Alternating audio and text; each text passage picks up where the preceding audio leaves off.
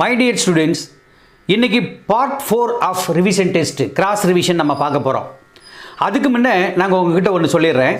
என்ன அப்படின்னா, இந்த முடிவை வந்து நம்ம லேட்டாக தான் எடுத்தோம். எனக்கு தெரியல இந்த அளவுக்கு அமோக ஆதரவு இருக்கும் அப்படிங்கிறது எனக்கு தெரியல. எனக்கு டைம் இல்லை. அதனால் எல்லா சப்ஜெக்ட்டுமே கவர் ஆக முடியுமா? ஏன்னா நிறைய ஸ்டூடெண்ட்ஸ் என்ன கேட்டிருக்காங்க, அத்தனை சப்ஜெக்ட் விடுங்க சார், அத்தனை டாப்பிக்கும் விடுங்க சார் அப்படின்னு கேட்குறாங்க. என்னால் முடியலையே அப்படின்னு சொல்லி வருத்தப்படுறேன். பட் இருந்தால் கூட இந்த அக்கௌண்டன்சியில் இப்போ நம்ம இந்த 4th ரிவிஷன் விட்டுட்டு 5வது ரிவிஷன், அதாவது ஷெட்யூல் வால்யூம் 2க்கு நாளைக்கு நான் உங்களுக்கு ஒரு வீடியோ அனுப்பிச்சிடுறேன். ஆனால் அது இல்லாமல் இப்போ நம்ம என்ன பண்ணியிருக்கோம்னா, இப்போ எங்கள் இன்ஸ்டியூட்டில் படிக்கிற அத்தனை ஸ்டூடெண்ட்ஸுக்குமே இங்கே நாங்கள் என்ன பண்ணியிருக்கோம், ரிவிஷன் டெஸ்ட் வச்சுருக்கோம். பிஸ்னஸ் கரஸ்பாண்டன்ஸில் வச்சுருக்கோம், பிஸ்னஸ் எக்கனாமிக்ஸில் வச்சுருக்கோம், அதுக்கப்புறம் லாவில் பிஸ்னஸ் லாவில் வச்சுருக்கோம், இங்கிலீஷில் வச்சுருக்கோம், எல்லாமே மேத்தமெட்டிக்ஸ் ஸ்டாட்டிஸ்டிக்ஸ் எல்லாமே. இதில் முக்கால்வாசி வீடியோஸ் வந்து என்னென்னா, எங்கள் ரிவிஷன் டெஸ்ட்டுக்கு சஜஸ்டட் ஆன்சர்ஸ் எக்ஸாமில் இருக்கிற பேட்டர்ன்லேயே நாங்கள் வந்து விட்டுருக்கோம். அதனால் நீங்கள் பிஸ்னஸ் லா தெரியலையா, அதில் 2 வீடியோ விட்டுருக்கோம், ரிவிஷன், கம்ப்ளீட் ரிவிஷன், அதை நீங்கள் போய் பார்க்கலாம். அதுக்கப்புறம் எக்கனாமிக்ஸ்லேயும் பார்த்தீங்கன்னா 2 வீடியோ 2 எக்ஸாமுக்கு விட்டுருக்கோம், பிஸ்னஸ் கரஸ்பாண்டன்ஸில் கூட விட்டுருக்கோம் ஆச்சுங்களா. அதனால் நீங்கள் என்ன பண்ணலாம் அப்படின்னா, இந்த எக்ஸாமை பொறுத்த வரைக்கும் நீங்கள் அதை பார்த்துட்டு கொஞ்சம் மேனேஜ் பண்ணிடுங்க. உங்களுக்கு வந்து என்ன சொல்ல வரேன் அப்படின்னா, என்னுடைய மனமார்ந்த வாழ்த்துக்கள், எல்லாருமே பாஸ் ஆகணும், ரொம்ப நல்லா பாஸ் ஆகணும் அப்படிங்கிறது, நல்ல மார்க்கோடு நம்ம பாஸ் ஆகணும் அப்படின்னு நான் வாழ்த்துக்கிறேன். ஆனால் அதே சமயத்தில் நம்ம இப்போ என்ன பண்ணுறோம் அப்படின்னா, இந்த எக்ஸாம் முடிஞ்ச உடனே உங்களுக்கு வந்து ஜனவரி 5க்கு மேலே இன்டர்க்கும் கிளாஸ் ஆரம்பிக்குது, அதாவது ஆன்லைன் கிளாஸஸ் ஆரம்பிக்குது. நீங்கள் வீட்டில் இருந்தே படிக்கலாம், கம்ப்ளீட் 10% நீங்கள் தரவாகலாம். இப்போ எப்படி இருக்குமோ அதே மாதிரி தான் எல்லா சப்ஜெக்ட்டும். நீங்கள் மற்ற வீடியோஸ்லாம் கூட போய் பாருங்கள். மேத்தமெட்டிக்ஸ் இருக்குது, ஸ்டாட்டிஸ்டிக்ஸ் இருக்குது, லாஜிக்கல் ரீசனிங் இருக்குது, இங்கிலீஷ் கரஸ்பாண்டன்ஸ் இருக்குது, பிஸ்னஸ் லா, எக்கனாமிக்ஸ் எல்லாமே நீங்கள் பாருங்கள். உங்களுக்கு 100% தரவாச்சு அப்படின்னா நீங்கள் என்ன பண்ணலாம், நீங்கள் ஆன்லைன் கிளாஸில் கூட நீங்கள் ஜாயின் பண்ணலாம். அதாவது இன்டர்மீடியட்டுக்கு இப்போ நீங்கள் முடிச்சிருவீங்கன்னு நினைக்கிறேன். சிஏ ஃபவுண்டேஷன் முடிச்சதுக்கப்புறம் நீங்கள் இன்டர்மீடியட் கிளாஸ் ஆரம்பிக்குது. அடுத்த மே எக்ஸாமுக்கு, மேங்கிறது மே எக்ஸாமே வராது, ஜூனில் தான் வரும் இந்த தடவை, ஏன்னா எலெக்ஷன் வரப்போகுது. அதனால் நீங்கள் என்ன பண்ணலாம், 100% தரவாகி டெய்லியும் 3 ஹவர்ஸ் கிளாஸ் உண்டு, நீங்கள் கன்ஃபார்மாக பண்ணலாம். அதனால் என்னுடைய வாழ்த்துக்கள் உங்களுக்கு. நீங்கள் இப்போ பார்த்தீங்கன்னா பார்ட்னர்ஷிப் அக்கௌண்ட்ஸில் 25 வீடியோ இருக்குது. நீங்கள் அதை போட்டிங்கன்னா சம்ஸ் எல்லாம் கம்ப்ளீட் தரவாயிடலாம். அது இல்லாமல் ரெக்டிஃபிகேஷன் வரதில் 25 வீடியோ இருக்குது. இப்போ பேங்க் ரெக்கன்சிலேஷன் எடுக்க போகிறாங்க, அதில் ஒரு 5 வீடியோ இருக்குது. கன்சைன்மெண்ட்டில் ஒரு 10 வீடியோ இருக்குது. அப்போ ஒவ்வொன்றுமே நீங்கள் பார்த்தீங்கன்னா இல்லாததே இல்லை. அப்போ நீங்கள் இஷ்யூ ஆஃப் ஷேர்ஸில் இருக்குது, கம்பெனிஸ் அக்கௌண்ட்ஸில் இருக்குது. அதனால் நீங்கள் அதெல்லாம், ஏன்னா உங்களுக்கு தெரியுமோ தெரியாதுல, எங்கள் பிளேலிஸ்ட்டில் போய் பாருங்கள். அதில் இருக்கிற வீடியோ நீங்கள் பார்த்தீங்கன்னாவே ஏறத்தாழ 100% தரவாயிடும். நீங்கள் இந்த தடவையே நீங்கள் முடிச்சிடலாம். அதனால் என்னுடைய வாழ்த்துக்கள். அதனால் நான் வந்து உங்களுக்கு பார்ட் 4 கண்டினியூ பண்ண போகிறேன். பார்ட் 4ல் பேங்க் ரெக்கன்சிலேஷன் ஸ்டேட்மெண்ட்டு. இப்போ பேங்க் ரெக்கன்சிலேஷன் ஸ்டேட்மெண்ட் அப்படின்னா என்ன அப்படிங்கிறது ஃபுல் டீட்டெயில் நம்ம கொடுத்துருக்கேன். இப்போ இந்த ரிவிஷனில் நம்ம எல்லாமே பண்ண முடியாது, பட் ஃபார்மெட்டு மட்டும். இப்போ கேஷ் புக் ஒன்று இருக்கும், பாஸ்புக் இருக்கும். நம்ம பேலன்ஸஸும், கேஷ் புக் அப்படிங்கிறது நம்ம மெயின்டைன் பண்ணுறது, பாஸ்புக் அப்படிங்கிறது பேங்க் மெயின்டைன் பண்ணுறது. இப்போ நம்ம பேலன்ஸும் அவங்க பேலன்ஸும் ஒரே நாளில் பார்த்தீங்கன்னா டேலி ஆகாது. ஏன்? ஒரு உதாரணத்துக்கு நான் ஒரு செக் கொடுத்துருப்பேன். செக் கொடுத்தோன்னே கேஷ் புக் நான் வச்சுருக்கேன் இல்லையா, நான் பேமெண்ட்டில் எழுதிடுவேன் அதை, செக்கு கொடுத்துட்டேன் அப்படின்னு. ஆனால் அந்த செக்கை கொண்டு போய் அவர் பேங்க்கில் போய் போட்டு டெபாசிட் பண்ணி, அதுக்கப்புறம் என் பேங்க்கில் இருந்து பேலன்ஸ் குறைஞ்சாதான் அங்கே குறையும். அப்போ மற்றபடி எனது பேலன்ஸ் அப்படியே இருக்கும். அப்போ 2க்கு டிஃப்ரென்ஸ் வரும். அப்போ அந்த மாதிரி சிச்சுவேஷனில் எந்தெந்த டிரான்சாக்ஷனை ஆட் பண்ணணும், எந்தெந்த டிரான்சாக்ஷனை லெஸ் பண்ணணும் அப்படின்னு பார்த்துட்டு, இப்போ என்னுடைய பேலன்ஸ் இவ்வளோ இருந்திருந்தா, கேஷ் புக் பேலன்ஸ் இவ்வளோ இருந்திருந்தா, பாஸ்புக் பேலன்ஸ் எவ்வளோ இருக்கும் அப்படின்னு கண்டுபிடிக்கணும். இதை நமக்கு ஒவ்வொரு என்ட்ரிக்கும் டயக்ராம் வரைஞ்சி இதில் எப்படி இருக்கும், பாஸ்புக்கில் எப்படி இருக்கும், கேஷ் புக்கில் எப்படி இருக்குன்னு நான் பேங்க் ரெக்கன்சிலேஷன் தனி வீடியோவில் விட்டுருக்கேன். அதை நீங்கள் பார்க்குறவங்க அப்போ பார்த்துக்கலாம். இல்லை அவசரத்துக்கு இந்த ஃபார்மெட்டை மட்டும் அப்படி ஞாபகம் வச்சுக்கலாம். Suppose balance as per cash book கொடுத்துருக்காங்கன்னு வச்சுங்களேன். அப்போ என்ன, இது நம்ம புக்கு, நம்ம மெயின்டைன் பண்ணுற புக்கு, அது பிரகாரம் ஒரு அமௌண்ட் இருக்குது அப்படின்னா எந்தெந்த டிரான்சாக்ஷன் ஆட் பண்ணணும், எதை லெஸ் பண்ணணும். இப்போ செக்கு இஷ்யூ பண்ணியிருக்கோம், நம்ம செக்கு இஷ்யூ பண்ணோம் பட் நாட் ப்ரெசென்டட். ஒரு பார்ட்டிக்கு வந்து நம்ம என்ன பண்ணோம், ரெண்டுக்கு ஒரு செக்கை கொடுத்துருக்கோம், அவர் வந்து இன்னும் செக்கை ப்ரெசென்ட் பண்ணல பேங்க்கில். அந்த மாதிரி இருந்தால் கேஷ் புக் பேலன்ஸ் இருந்ததுன்னா, கொடுத்துருந்துருந்தாங்கன்னா அதோட ஆட் பண்ணோம். அதே மாதிரி நமக்கு போட்டிருக்க பணம் ஃபிக்ஸ்டு டெபாசிட்டுக்கு போட்டிருக்கோம், இல்லை சில டெபாசிட்ஸ் இருக்குது, அதுக்கு இன்ட்ரெஸ்ட் வருது. அப்போ நம்ம போட்ட பணத்துக்கு இன்ட்ரெஸ்ட்டு நம்ம பேங்க் நம்ம அக்கௌண்ட்டில் கிரெடிட் பண்ணி நம்ம பேலன்ஸ் அதிகப்படுத்தியிருக்காங்கன்னு வச்சுங்க. அப்போ நமக்கு என்ன இருக்கும், கேஷ் புக்கில் கம்மியாக தான் இருக்கும். அப்போ நம்மளும் அதை ஆட் பண்ணோம். அப்போ interest allowed by bank should be added. Interest and dividend collected by bank. அதே மாதிரி ஏதாவது டிவிடெண்ட் நம்ம பேரில் ஏதாவது வர வேண்டிய இன்கம்மை பேங்க் நமக்காக கலெக்ட் பண்ணி வச்சுருக்காங்க அப்படின்னா அந்த பேலன்ஸ் அதிகமாக இருக்கும், அப்போ நம்ம கம்மியாக இருக்கும். அப்போ அதை கண்டுபிடிக்கணும் அப்படின்னா ஆட் பண்ணோம். Direct payment into bank by customer. இப்போ ஒருத்தர் வெளியூரில் இருக்கார், நம்ம சேல் பண்ணிட்டோம். ஆனால் அவர் பணம் தரல, அவர் அக்கௌண்ட் நம்பர் மட்டும் கொடுங்க, நான் அங்கே டெபாசிட் பண்ணிடுறேன் அப்படின்றாரு. அப்போ நம்ம அக்கௌண்ட் நம்பர் கொடுத்தா அவர் போட்டிருப்பார், ஆனால் நமக்கு தெரியாது. நம்ம பேங்க் பேலன்ஸ் அதிகமாக இருக்கும், நம்ம பேலன்ஸ் நமக்கு அதே மாதிரி தான் இருக்கும். அப்போ நம்ம என்ன பண்ணணும், அதை கண்டுபிடிச்சி அந்த பேங்க் ஸ்டேட்மெண்ட் வந்ததுக்கப்புறம் அதை ஆட் பண்ணால் தான் அந்த பேலன்ஸ் கண்டுபிடிக்க முடியும். அதே மாதிரி பில் கலெக்டட் பில் ஆஃப் எக்ஸ்சேஞ்செலாம் உங்களுக்கு தெரியும். அப்போ பில்லு நமக்காக வர வேண்டிய பில்லு நம்ம ஏற்கனவே டிஸ்கவுண்ட் பண்ணியிருப்போம், அது வர வேண்டி இருக்குது, அதை அவங்க பேங்க் கலெக்ட் பண்ணிட்டாங்க அப்படின்னா நம்ம பேலன்ஸ் அதிகமாகும். அப்போ மொத்தமாக பாருங்கள், ஆட் பண்ண வேண்டியது check issued but not presented, interest allowed by bank, interest and dividend collected by bank, direct payment into bank by customer, bills collected by bank on behalf of customer அப்படிங்கிறது தான் இது ஆச்சுங்களா. அதாவது பில்ஸ் ஹானர்டு அப்படின்னு வச்சுக்கலாம், இல்லை கலெக்டட்னு வச்சுக்கலாம். இது எதெல்லாம் லெஸ் பண்ணணும் அப்படின்னா, cheque deposited into bank but not cleared, அதுதான் முதல்ல வந்து இஷ்யூடு பை பேங்க். இங்கே வந்து cheque deposited into bank but not cleared அது. அப்புறம் interest or expenses charged by bank. இப்போ என்ன பண்ணுறாங்க, பேங்க்கில் வந்து நம்ம அக்கௌண்ட்ஸ் மெயின்டைன் பண்ணுறதுக்காக அவங்க சில சார்ஜ் பண்ணுவாங்க, அதனால் நம்ம அக்கௌண்ட்டை டெபிட் பண்ணிவிட்டு நம்ம பேலன்ஸை குறைச்சிருவாங்க. அந்த மாதிரி இருக்கும்போது நம்ம பேலன்ஸும் குறைச்சிக்கணும். நம்ம டைரெக்ட் பேமெண்ட் பை பேங்க் சில ஸ்டாண்டிங் இன்ஸ்ட்ரக்ஷன் நம்ம கொடுத்துருப்போம். என்ன இன்ஸ்ட்ரக்ஷன் அப்படின்னா, நான் இன்சூரன்ஸ் ப்ரீமியம் கட்டணும், இல்லை இன்கம் டேக்ஸ் கட்டணும், அதுக்காக நீங்கள் என் அக்கௌண்ட்டில் இந்த டேட்டில் நீங்கள் கட்டிடுங்க அப்படின்னு அவங்க கொடுத்துருந்தோம்னா அந்த டேட்டில் அவங்க கட்டிடுவாங்க. அப்போ அந்த பேமெண்ட் அவங்க கொடுத்துட்டாங்கன்னா அப்போ நம்ம கால்குலேட் பண்ணணும். அப்போ பாருங்கள், டைரெக்ட் பேமெண்ட் பை பேங்க், அதுவும் இந்த லெஸ் பண்ணணும். அப்புறம் டிஸானர் ஆஃப் பில்ஸ் டிஸ்கவுண்டட். இப்போ பில்ஸ் வந்து டிஸானர் ஆகிடுச்சுன்னா பேலன்ஸ் குறைஞ்சிரும், அந்த மாதிரி இருந்தால் லெஸ் பண்ணணும். அப்போ இதை ஆட் பண்ணி இதை லெஸ் பண்ணிங்கன்னா பேலன்ஸ் ஆஸ் பர் பாஸ்புக் அப்படின்னு வரும். இப்போ முதல்ல வந்து என்ன பண்ணிருக்கோம், balance as per cash book, இப்போ பேலன்ஸ் ஆஸ் பர் பாஸ்புக் வரும். இதில் எந்தெந்த பேலன்ஸ் கொடுத்தா எப்படி பண்ணணும் அப்படிங்கிறது இப்போ பார்க்கலாம். இப்போ இந்த ஃபார்முலாவை எப்படி நம்ம அப்ளை பண்ணலாம் அப்படின்னு பாருங்கள். இப்போ கொஷனில் எப்படி கொடுத்துருப்பாங்க அப்படின்னா, கேஷ் புக் பேலன்ஸ் அப்படின்னு கொடுத்துருப்பாங்க, அல்லது கேஷ் புக் டெபிட் பேலன்ஸ் கொடுத்துருப்பாங்க, கேஷ் புக் ஃபேவரபிள் பேலன்ஸ் கொடுத்துருப்பாங்க. இது மூணுமே ஒன்று தான். மூணுமே என்ன, கேஷ் புக்கில் பேலன்ஸ் அப்படின்னா கேஷ் புக்கோட ரிசிப்ட் அதிகமாக இருக்குன்னு அர்த்தம், ஃபேவரபிள் பேலன்ஸ்னு அர்த்தம். அப்போ கேஷ் புக்கில் ஃபேவரபிள் பேலன்ஸ் அப்படிங்கிறது மூணு வகையாக பிரிக்கலாம். கேஷ் புக் பேலன்ஸ்னால் ஒன்று தான், கேஷ் புக் டெபிட் பேலன்ஸ்னால் ஒன்று தான், கேஷ் புக் ஃபேவரபிள் பேலன்ஸ்னால் ஒன்று தான். அப்போ இது நம்ம என்ன இப்படி கொடுத்துருந்தா நம்ம என்ன பண்ணலாம், ஃபார்முலா அப்படி டைரெக்டாக யூஸ் பண்ணலாம். டைரெக்டாக என்ன, ஆடு லெஸ்னா லெஸ்ஸு, ஒன்றும் பிரச்சனை இல்லை.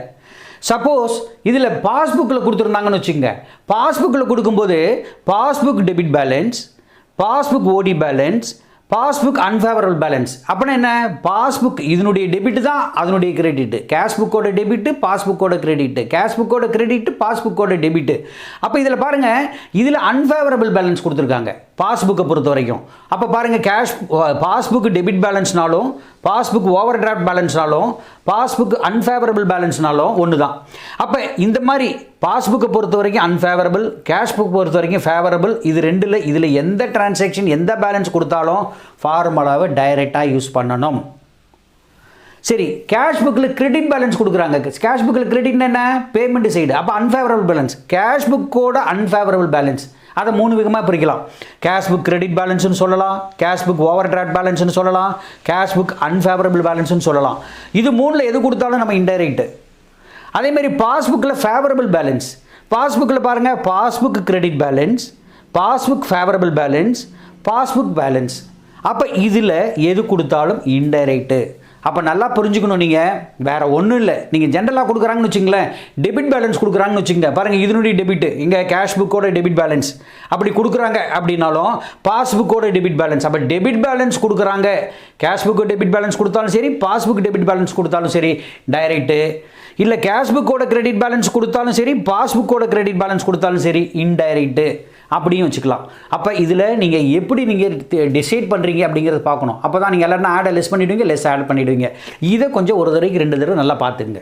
Okay, let us Sal one important problem.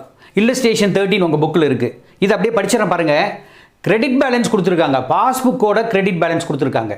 நான் என்ன சொல்லியிருக்கோம் ஏற்கனவே பார்த்தப்பா இதில், அதாவது டெபிட் பேலன்ஸ் கொடுத்தா அப்படியே ஃபார்முலா டைரெக்ட். அது என்னது, பாஸ்புக்காக இருந்தாலும் சரி, கேஷ் புக்காக இருந்தாலும் சரி. இப்போ பாஸ்புக்கோட கிரெடிட் பேலன்ஸ் கொடுத்துருக்காங்க.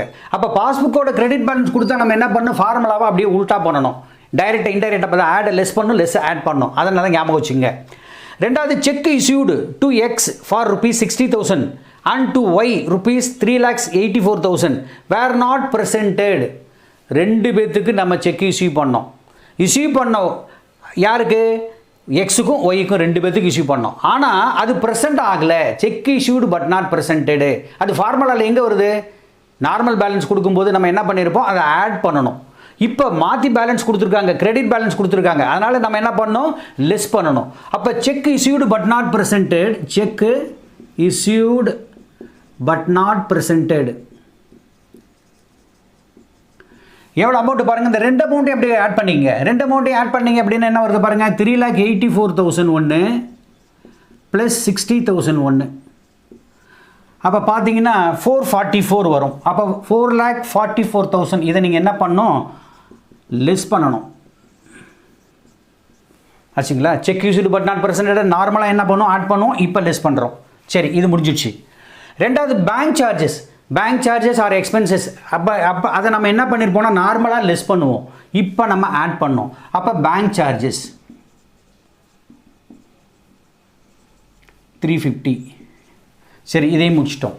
அடுத்தது இசட்டுங்கிறவர் நம்ம கஸ்டமர். அவர் என்ன பண்ணார், டைரக்ட்லி டெபாசிட்டட் ₹1,816 இன்ட்டு அவர் பேங்க் அக்கௌண்ட். நம்ம அக்கௌண்ட்டில் அவர் டெபாசிட் பண்ணிட்டார். அப்போ பேங்க் பேலன்ஸ் அதிகமாக இருக்கும். நார்மலாக இந்த மாதிரி டைரக்ட் பேமெண்ட்னா ஆட் பண்ணுவோம்.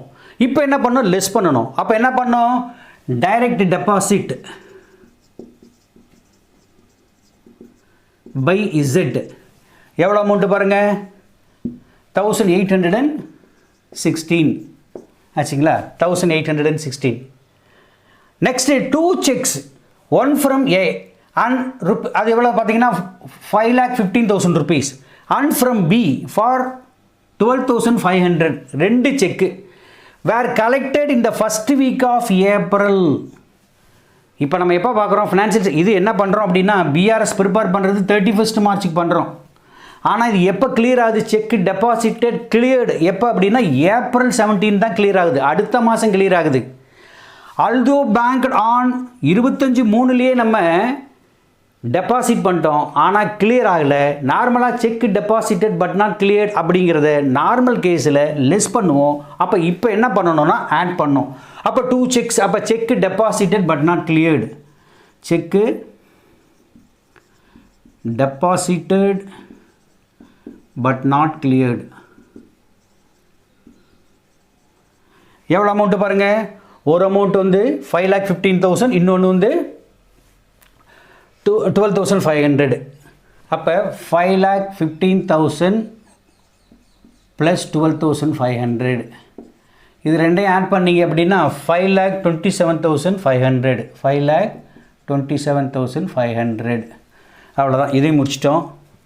அப்புறம் இன்ட்ரெஸ்ட் அலௌடு அப்படிங்கிறது, இன்ட்ரெஸ்ட் அலௌடுனாலும் சரி, இன்ட்ரெஸ்ட் கிரெடிட்டட் அப்படின்னாலும் சரி, அப்போ நம்ம பேங்க் அக்கௌண்ட்டில் நமக்கு ஏறுது. அப்போ இதை நம்ம நார்மலாக என்ன பண்ணுவோம்னா ஆட் பண்ணுவோம் வச்சுக்கலாம் நார்மல் கேஸில். இப்போ பாஸ்புக் கிரெடிட் பேலன்ஸ் கொடுத்துருக்கனால இது என்ன பண்ணணும்னா உல்டாவாக பண்ணோம், லெஸ் பண்ணணும். அப்போ இன்ட்ரெஸ்ட் அலௌடு பை பேங்க் எவ்வளோ 4,500. அப்போ அவ்வளோதான். இப்போ மேலே 2 ஐட்டம், இங்கே 3. இதை நீங்கள் ஆட் பண்ணி நீங்கள் பார்த்தீங்க அப்படின்னா இதில் எவ்வளோ பருதுவாங்க, 500. அப்போ 5,27,850 ஆட் பண்ணோம். 5,27,351 850 ஆட் பண்ணோம். ஆட் பண்ணதில் எவ்வளோ வருது பாருங்கள், 850 12 9 20,92,850. இப்போ லெஸ் பண்ணுறது அமௌண்ட்டு பாருங்கள், மொத்தம் 3 அமௌண்ட் இருக்குது. செக் இஷ்யூடு பட் நாட் ப்ரெசென்டடு, அது 4,44,000, அதை லெஸ் பண்ணோம். செக் டெபாசிட்டட் பை இசட் ஒரு 1,816. Interest allowed by bank for 4,500. இது 3ஐயும் நீங்கள் என்ன பண்ணணும், லெஸ் பண்ணோம். அப்போ ஆட் பண்ணிங்கன்னா எவ்வளோ வருதுன்னா 4,50,316. அதை நீங்கள் லெஸ் பண்ணிங்கன்னா வர்ற பேலன்ஸு 16,42,534. இது வந்து debit balance of cash book அப்படின்னு சொல்லலாம், balance as per cash book அப்படின்னு சொல்லலாம். Next chapter inventory valuation. Inventory ஸ்டாக்கை எப்படி நம்ம வேல்யூ பண்ணுறோம் அப்படின்னா 2 மெத்தடில், historical method, non historical method. Historical மெத்தடில் எப்படின்னா ஃபஸ்ட்டு வந்து FIFO, first in first out. முதல்ல எந்த ப்ரைஸில் நம்ம வாங்கினோமோ அந்த ப்ரைஸுக்கு தான் நீங்கள் மெட்டீரியலை ப்ரொடக்ஷனுக்கு இஷ்யூ பண்ணோம், அதுதான் FIFO. லாஸ்ட் இன் ஃபஸ்ட் அவுட், அதுதான் LIFO அப்படிம்போம். அப்போ இது வந்து என்னென்னா கடைசியாக என்ன பர்ச்சேஸ் பண்ணோமோ ரா மெட்டீரியலை அந்த ப்ரைஸுக்கு தான் நீங்கள் மெட்டீரியலை ப்ரொடக்ஷனுக்கு இஷ்யூ பண்ணோம். அதுக்கப்புறம் simple average price method. Simple average price method அப்படின்னா என்னென்னா, முதல்ல 10 ரூபா அப்புறம் 20 ரூபா 2 இதை பர்ச்சேஸ் பண்ணீங்க. அப்போ ஆவரேஜ் பண்ணிங்கன்னா என்ன, 10 ரூபா ப்ளஸ் 20 ரூபா டிவைடட் பை 2. அப்போ 10, 20, அப்போ 30 டிவைடட் பை 2. அப்போ 15 ருபீஸுக்கு நீங்கள் அதை இஷ்யூ பண்ணணும் ப்ரொடெக்ஷனுக்கு. வெயிட்டட் ஆவரேஜ் அப்படின்னு பார்த்தீங்கன்னா, முதல்ல பாருங்கள் 10 ரூபா இருக்குது, அப்புறம் 20 ரூபா இருக்குது. வெயிட்டட் ஆவரேஜ் எப்படின்னா, ஒரு உதாரணத்துக்கு முதல்ல வாங்குறது வந்து 10 ரூபாய்க்கு வாங்கியிருக்கீங்க. எவ்வளோ, 20 ப்ராடக்ட்டு 10 ரூபாய்க்கு வாங்கியிருக்கீங்க. அப்போ எவ்வளோ பாருங்கள், 2000 ரூபா. அப்புறமும் ஒரு 30 ப்ராடக்ட்டு 150 ரூபாய்க்கு வாங்கியிருக்கீங்க. அப்போ எவ்வளோ பாருங்கள், 4500 ரூபா. அப்போ மொத்தமாக நீங்கள் பார்த்தீங்கன்னா 6500 ரூபா. இப்போ வெயிட்டட் ஆவரேஜ் எப்படி கால்குலேட் பண்ணலாம்? அப்போ வெயிட்டட் ஆவரேஜில் நீங்கள் பண்ண இந்த அமௌண்ட்டு 6500 ரூபா டிவைடட் பை எவ்வளோ வெயிட் பாருங்கள், 30 kilo 50 kilo, sorry 20 kilo 30 kilo, மொத்தம் 50 கிலோ. அப்போ 50 கிலோவால் டிவைட் பண்ணிங்கன்னா என்ன ப்ரைஸ் வருது அப்படின்னா 130 ருபீஸ். அப்போ 130 ருபீஸுக்கு தான் நீங்கள் ப்ரொடக்ஷன் இஷ்யூ பண்ணணும். நல்லா கவனிச்சிங்க. வெயிட்டட் ஆவரேஜ் ப்ரைஸ் அப்படின்னா, முதல்ல வாங்கும்போது 20 கிலோ 100 ரூபாய்க்கு வாங்கியிருக்கோம். அப்போ பாருங்கள் 2000 ரூபா. 30 கிலோ 150 ரூபாய்க்கு வாங்கியிருக்கோம், 4500 ரூபா. அப்போ ரெண்டையும் ஆட் பண்ணிங்க அப்படின்னா 6500 ருபீஸ். அப்போ வெயிட்டட் எப்படி கண்டுபிடிக்கணும், total value divided by total weight. அப்போ டோட்டல் வேல்யூ எவ்வளோ, 6500 டிவைடட் பை எத்தனை கிலோ வருது, 20 + 30 50 கிலோ. அப்போ ஒரு கிலோ ரேட் எவ்வளோ, 130 ரூபா. அப்போ நீங்கள் ப்ரொடக்ஷனுக்கு இஷ்யூ பண்ணுறதுக்கு எந்த ப்ரைஸில் பண்ணணும் அப்படின்னா 130 ரூபாயில் பண்ணணும். இது அடுத்தது adjusted selling price method and standard. இப்போ அட்ஜஸ்டட் செல்லிங் ப்ரைஸ் மெத்தடில் வேறு ஒன்றும் இல்லை, அவங்க ப்ரொடக்ஷன் கொடுத்துருவாங்க. பர்ச்சேஸ் காஸ்ட் எவ்வளோன்னு கண்டுபிடிக்கணும், கிராஸ் ப்ராஃபிட் மார்ஜின் எவ்வளோன்னு கண்டுபிடிக்கணும். அந்த மார்ஜினை வச்சுட்டு இப்போ எவ்வளோ இன்வென்ட்ரி இருக்குதோ அந்த மார்ஜினை கழிச்சது போக மீதி இருக்கிறது தான் உங்களுக்கு இன்வென்ட்ரி அப்படின்னு கால்குலேட் பண்ணோம். அப்போ இதுதான் உங்களுக்கு இப்போ எக்ஸாம்பிள் திருப்பி கேட்குறது அட்ஜஸ்டடு, இந்த weighted, simple average method, லிஃபோ, FIFO. இப்போ இதை கொஞ்சம் லைட்டாக எக்ஸ்பிளைன் பண்ணிடுறேன், கொஞ்சம் வெயிட் பண்ணுங்கள். இப்போ ஃபிஃபோ மெத்தடில் எப்படி இன்வென்ட்ரி வேல்யூ பண்ணுறது அப்படிங்கிறத பார்த்துடலாம். இப்போ ஒரு எக்ஸாம்பிளுக்கு ஜனவரி 5ஆம் தேதி நம்ம பர்ச்சேஸ் பண்ணியிருக்கோம் 500 யூனிட்ஸ், ஒரு யூனிட் 50 ரூபா மாதிரி பர்ச்சேஸ் பண்ணியிருக்கோம். ஜனவரி 8ஆம் தேதி 600 யூனிட் பர்ச்சேஸ் பண்ணியிருக்கோம், யூனிட் 60 ரூபா மாதிரி.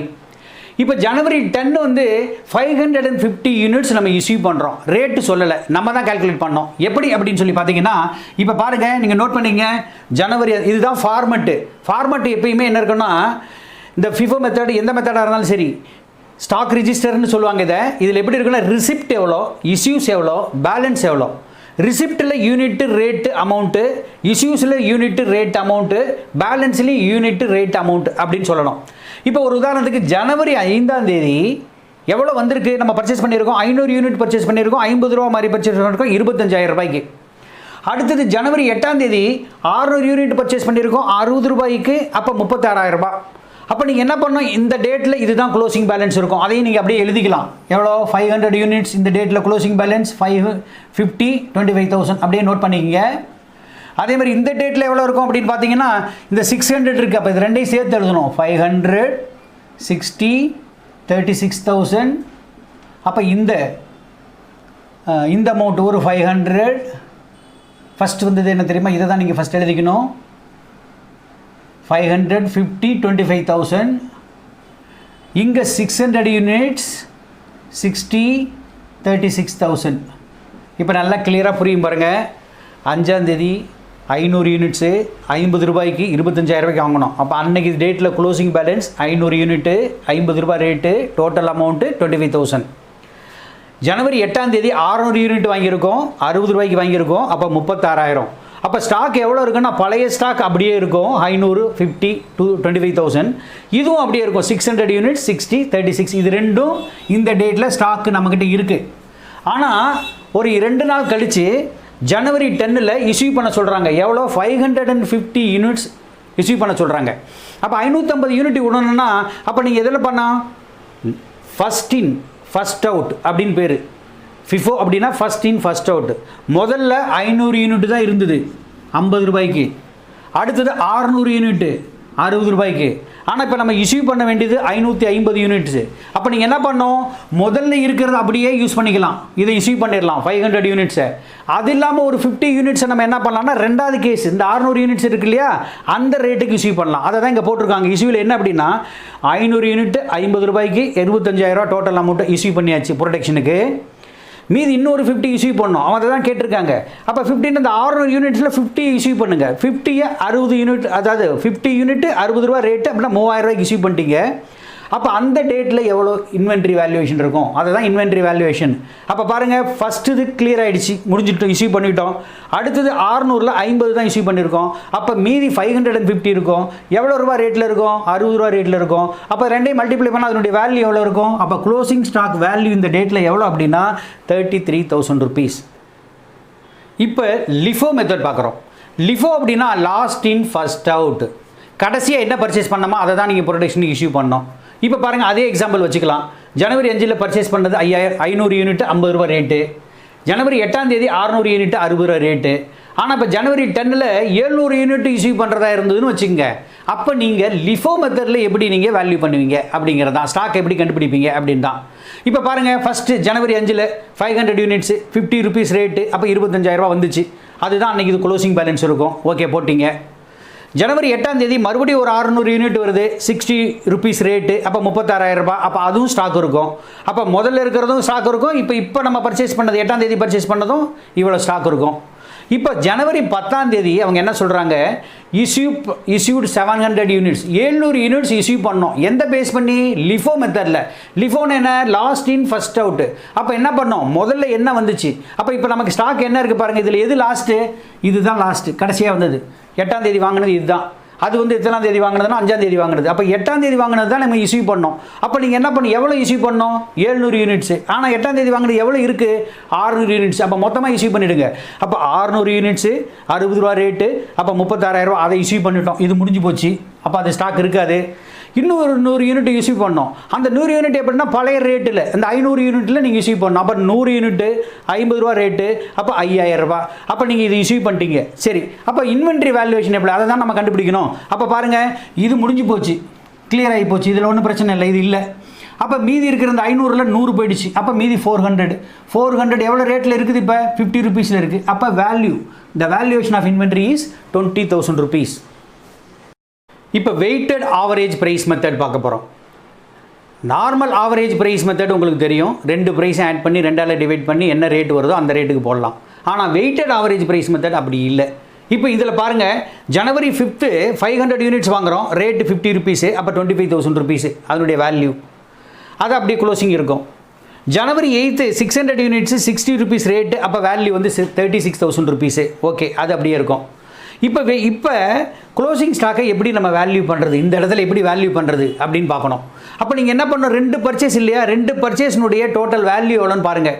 முதல் பர்ச்சேஸுக்கு 25,000 ரூபாய், ரெண்டாவது பர்ச்சேஸுக்கு 36,000, ரெண்டையும் ஆட் பண்ணுங்கள், 61,000 rupees. இது வந்து டோட்டல் வேல்யூ. டோட்டல் யூனிட்ஸ் எவ்வளோ 2 டேட்லையும் பண்ணியிருக்கோம் அப்படின்னா 500 யூனிட் ஒன்று, 600 யூனிட்ஸ் ஒன்று. அப்போ 1100 யூனிட்ஸ் டோட்டல் யூனிட்ஸ். அப்போ ரேட்டு பர் யூனிட் எவ்வளோ அப்படின்னா, அப்போ 61,000 டிவைடட் பை 1100 அப்படின்னு போட்டிங்கன்னா 55.45 இன்னொரு 5, அதாவது 45 திருப்பி வரும். இது ஃப்ராக்ஷனில் தான் வரும், கொஞ்சம் முன்ன பின்ன. அதை நம்ம ரவுண்ட் ஆஃப் பண்ணிக்கணும், அது இடத்துக்கு தகுந்த மாதிரி. அதை நல்லா ஞாபகம் வச்சுங்க. அப்போ நீங்கள் என்ன பண்ணோம்? இப்போ ஜனவரி 10 நம்ம 700 யூனிட்ஸ் நம்ம இஷ்யூ பண்ணுறோம். அப்போ ஜனவரி 10 இஷ்யூ பண்ணுறது 700 டன். எந்த ரேட்டுக்கு? அந்த ரேட்டு நீங்கள் போட்டிங்க பாருங்கள், 55 rupees 45 பைசேக்கு அப்படின்னு போட்டிங்க அப்படின்னா 38,815 ரூபா நம்ம இஷ்யூ பண்ணிட்டோம். சரி, அப்போ நீங்கள் மீதி எவ்வளோ இருக்குது அப்படின்னு நீங்கள் பார்த்தீங்கன்னா, இப்போ 61,000 ரூபா வேல்யூவில் 38,815 ரூபா நம்ம இஷ்யூ பண்ணிட்டோம். அப்போ மீதி எவ்வளோ வேல்யூ இருக்குன்னா 22,185 இருக்கும். ஆனால் எவ்வளோ யூனிட்டுக்கு? 1100ல் 700 போச்சு அப்படின்னா 400 யூனிட்டுக்கு. அப்போ ஒரு யூனிட்டுக்கு என்னென்னா மறுபடியும் டிவைட் பண்ணி பார்த்துங்க. அப்போ 22,185 டிவைடட் பை 400 ஈக்குவல் டு 55.46. ஒரு முன்ன பண்ண ஒரு ஃப்ராக்ஷனில் வரும், கொஞ்சம் அதிகமாக வரும். அப்போ 55.455ன்னு போடலாம், இல்லை 46ன்னு போடலாம். இதுதான் answer. Adjusted selling price method, non historical மெத்தடில் இப்போ பார்க்க போகிறோம். இந்த சம் வந்து ரொம்ப ரொம்ப ரொம்ப சிம்பிள்.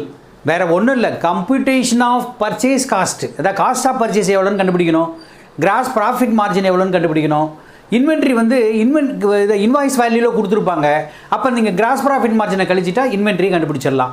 இப்போ ஒரு கொஷின் பாருங்கள், கூட்ஸ் ரிசீவ்டு ஃப்ரம் சப்ளையர். அப்போ என்ன பர்ச்சேஸ் காஸ்ட் எவ்வளோ வருது பாருங்கள், 15,75,700 rupees. Subject to trade discount and taxes. முதல்ல ட்ரேட் டிஸ்கவுண்ட்னா என்னன்னு பாருங்கள். ட்ரேட் டிஸ்கவுண்ட் வேறு, கேஷ் டிஸ்கவுண்ட் வேறு. ட்ரேட் டிஸ்கவுண்ட்னா நீங்கள் லம்பாக வாங்குறீங்க. இப்போ இந்த ஒரு பென் ஒன்றா வாங்குனீங்கன்னு வச்சுங்களேன், இது வந்து 15 ரூபா சொல்லுவாங்க. அதே நீங்கள் வந்து ஒரு 100 பென் வாங்குறீங்கன்னு வச்சுங்க, 10 ரூபா காசு கொடுப்பாங்க. அப்போ என்ன ஆகிடுதுன்னா மொத்த அமௌண்ட்டில் இருந்து ட்ரேட் டிஸ்கவுண்ட்டுன்னு இவ்வளோ பர்சன்டேஜ் உங்களுக்கு கழிச்சிருவாங்க. அப்போ நீங்கள் என்ன ஆகிடும், நம்ம காஸ்ட்டே வந்து நம்ம டிடெக்ட் பண்ணிடலாம். அப்போ மொத்தமாக நீங்கள் 15,75,500 வாங்குறீங்கன்னா அவங்க ட்ரேட் டிஸ்கவுண்ட் 3%. அப்போ என்ன நமக்கு ரேட்டு கொடுப்பாங்கன்னா 3% கழிச்சிட்டு கன்செஷனல் ரேட்டில் தான் நமக்கு கொடுப்பாங்க. அப்போ பர்ச்சேசிங் ப்ரைஸ் எவ்வளோன்னா 15,75,500 லெஸ் 3% ஆஃப் 15,75,500. அதை வாங்கினா அதுதான் பர்ச்சேஸ் காஸ்ட்டு. அதுக்கப்புறம் அதுக்கு சேல் டேக்ஸ் போடுவாங்க. எப்போ அந்த ரிமைனிங் பேலன்ஸுக்கு சேல் டேக்ஸ் போடுவாங்க 11%. அதை நம்ம ஆட் பண்ணிக்கணும். அப்புறம் பேக்கிங் சார்ஜஸ், டிரான்ஸ்போர்ட்டேஷன் சார்ஜஸ், இதெல்லாம் பர்ச்சேஸ் காஸ்ட் எல்லாம் ஆட் ஆகும். அதனால் அதை ஆட் பண்ணிக்கணும். ஆட் பண்ணிங்கன்னா அதுதான் வந்து உங்களுக்கு டோட்டல் காஸ்ட் ஆஃப் பர்ச்சேஸ் அப்படின்னு வரும். அதை முதல்ல கண்டுபிடிச்சிங்க. ரெண்டாவது வந்து என்னென்னா கிராஸ் ப்ராஃபிட் மார்ஜின் என்ன அப்படின்னு கண்டுபிடிக்கலாம். ஏன்னா இங்கே செல்லிங் ப்ரைஸ் கொடுத்துருக்காங்க. செல்லிங் ப்ரைஸ் வந்து எவ்வளோன்னா சேல்ஸ் 22,45,500 rupees. மொத்த சேல்ஸ் இவ்வளோ கொடுத்துருக்காங்க. அதோட நீங்கள் என்ன பண்ணீங்க, க்ளோசிங் இன்வென்ட்ரின்னு கொடுத்துருக்காங்க. அப்போ இது ரெண்டும் ஆட் பண்ணிக்கங்க. இப்போ ட்ரேடிங் அக்கௌண்ட்டில் என்ன பண்ணுறோம், பை சேல்ஸ் இருக்கும், பை க்ளோசிங் இன்வென்ட்ரி ரெண்டையும் ஆட் பண்ணி அதுக்கப்புறம் தானே ட்ரேடிங் டெபிட் சைடில் இருக்கிறத லிஸ்ட் பண்ணுறோம். அந்த மாதிரி இங்கே நீங்கள் என்ன பண்ணோம், சேல்ஸையும் சேல் ப்ரைஸ் ஆஃப் க்ளோசிங் இன்வென்ட்ரியும் ரெண்டையும் ஆட் பண்ணுங்கள். ஆட் பண்ணிவிட்டு இந்த பர்ச்சேஸ் காஸ்ட் என்ன கண்டுபிடிச்சிங்களோ அதை லிஸ்ட் பண்ணுங்கள். அதுதான் கிராஸ் ப்ராஃபிட் மார்ஜின். அப்போ கிராஸ் ப்ராஃபிட் மார்ஜின் எவ்வளோ வருதுன்னு பார்த்துட்டு அப்போ அதுதான் கிராஸ் ப்ராஃபிட். அப்போ அந்த கிராஸ் ப்ராஃபிட்லேருந்து அப்போ இவ்வளோ சேல்ஸுக்கு இவ்வளோ கிராஸ் ப்ராஃபிட்னா 100க்கு எவ்வளோ அப்படின்னு பர்சன்டேஜ் கண்டுபிடிச்சிங்க.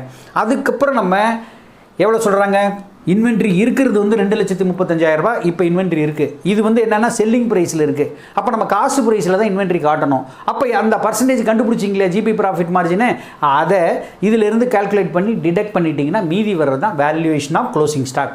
இப்போ பாருங்களேன், பர்ச்சேஸ் எவ்வளோ வருது, 15,75,500 rupees. ட்ரேடு டிஸ்கவுண்ட் 3% இதுக்கு நீங்கள் போட்டிங்கன்னா 47,265 ரூபா வருது. இதை டிடெக்ட் பண்ணிங்க அப்படின்னா 15,28,000. இதுதான் ஆக்சுவல் பர்ச்சேஸு ஆச்சுங்களா. ஏன்னா ட்ரேட் டிஸ்கவுண்ட்டை எடுத்துக்கூடாது, நம்ம அதை கழிச்சிட்டோம். அப்போ இதுக்கு தான் நம்ம சேல் டேக்ஸ் போடணும். சில பேர் என்ன பண்ணுவாங்க, இந்த அமௌண்ட்டுக்கு சேல்ஸ் டேக்ஸ் போடுவாங்க. போடக்கூடாது, இதுக்கு போடணும். எப்போ ட்ரேட் டிஸ்கவுண்ட்டை கழிச்சது போக மீதி இருக்கிற அமௌண்ட்டுக்கு ட்ரேட் டிஸ்கவுண்ட் போடணும், சேல் டேக்ஸ் போடணும். அப்போ சேல் டேக்ஸ் வந்து பார்த்தீங்கன்னா 11%. அப்போ இந்த அமௌண்ட்டுக்கு 1,68,106 rupees வருது. அதை ஆட் பண்ணால் 16,96,341 வருது. அதோட packing and transport expenses charges இது எவ்வளோ அப்படின்னு பார்த்தீங்கன்னா 87,500 rupees. அதுவும் ப்ரைஸ் காஸ்ட் ப்ரைஸில் தான், பர்ச்சேஸ் காஸ்ட்டில் தான் சேரும். அதையும் ஆட் பண்ணிக்கங்க. அப்போ டோட்டல் 17,83,841. அதுதான் அந்த காஸ்ட் ஆஃப் பர்ச்சேஸ். இது முடிஞ்சிருச்சு. அடுத்தது கிராஸ் ப்ராஃபிட் மார்ஜின் கண்டுபிடிக்கணும். கிராஸ் ப்ராஃபிட் மார்ஜின் எப்படி கண்டுபிடிப்பீங்க, இப்போ ட்ரேடிங் அக்கௌண்ட்டில் பார்த்தீங்கன்னா credit side sales closing stock ரெண்டையும் தான் ஆட் பண்ணுவோம். அதுக்கப்புறம் டெபிட்டில் இருக்கிறதெல்லாம் லெஸ் பண்ணுவோம். அந்த மாதிரி இங்கே சேல்ஸ் கொடுத்துருக்காங்க 22,45,500. ஆட் க்ளோசிங் இன்வென்ட்ரி அதையும் ஆட் பண்ணிங்க. ஆட் பண்ணிவிட்டு பர்ச்சேஸ் காஸ்ட் இப்போ கண்டுபிடிச்சோம் பாருங்கள் 17,83,841. அதை கழிச்சிருங்க. கழிச்சிட்டிங்கன்னா டிடெக்ட் பண்ணிட்டீங்கன்னா ஒரு 6,96,659 வரும். இதுதான் உங்களுக்கு கிராஸ் ப்ராஃபிட். இந்த கிராஸ் ப்ராஃபிட் எவ்வளோக்கு வந்துச்சு உங்களுக்கு பாருங்கள், சேல்ஸு ப்ளஸ் க்ளோசிங் இன்வென்ட்ரி எவ்வளோ, 24,80,500 ரூபாய்க்கு 6,96,659 ரூபா உங்களுக்கு கிராஸ் ப்ராஃபிட் வந்தால் 100க்கு எவ்வளோ அப்படின்னு போட்டிங்கன்னா ஜிபி மார்ஜின். அப்போ ஜிபி மார்ஜின் எவ்வளோ வருது பாருங்கள், கால்குலேட் பண்ணி பார்த்தீங்கன்னா 28.09% வரும். சரி, இது அப்படியே வச்சுங்க. இப்போ நமக்கு என்ன கேட்குறாங்க, வேல்யூவேஷன் எப்படி பண்ணுவீங்க. வேல்யூவேஷனுக்கு க்ளோசிங் ஸ்டாக் அவங்க கொடுத்துருக்காங்க. க்ளோசிங் ஸ்டாக் 2,35,000 மீதி இருக்குது அப்படின்றாங்க. அது என்ன, இன்வாய்ஸ் ப்ரைஸில் இருக்குது. அப்போ கிராஸ் ப்ராஃபிட்டு சேர்ந்து இருக்குது. அப்போ கிராஸ் ப்ராஃபிட்டை நம்ம டிடெக்ட் பண்ணோம். கிராஸ் ப்ராஃபிட்டை டிடெக்ட் பண்ணோன்னா கிராஸ் ப்ராஃபிட் ரேஷியோ, அதை பர்சன்டேஜ் எவ்வளோ சொன்னோம், 28.09%. அப்போ நீங்கள் என்ன பண்ணணும், இந்த 2,35,000 ரூபாய் இன்வாய்ஸ் ப்ரைஸில் இருக்கிற க்ளோசிங் ஸ்டாக்கில் ஒரு ஜிபி மார்ஜின் 28.09% கழிச்சிட்டிங்கன்னா வர்றது தான் உங்களுக்கு வந்து வேல்யூவேஷன் ஆஃப் இன்வென்ட்ரி. இவ்வளோக்கு தான் வேல்யூ பண்ணோம். அப்போ பாருங்கள் 2,35,000 லெஸ் ஜிபி மார்ஜின். அப்போ பாருங்கள் அதில் 28.09% போனால் 66,012 rupees வருது. அதை லெஸ் பண்ணிங்கன்னா 1,68,988. இதுதான் வேல்யூவேஷன்.